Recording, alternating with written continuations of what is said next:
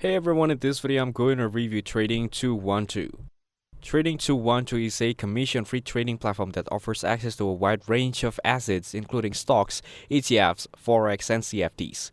It's popular for its easy-to-use mobile and web interface, making it beginner-friendly while still offering useful tools for more experienced traders. One of its standout features is the ability to buy fractional shares, allowing users to invest in expensive stocks with as little as $1.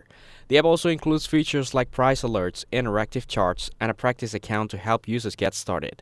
Trading 212 splits its services into two main sections: Invest for stock and ETF trading, and CFD for leveraged products. The Invest account is regulated and backed by investor protection schemes, adding a layer of security. Overall, Trading 212 is a solid choice for those looking for a low-cost way to invest or trade, especially for beginners who want a clean and intuitive platform. Thank you everyone for watching this video. Hope you get some value. Make sure to like the video and subscribe. Goodbye.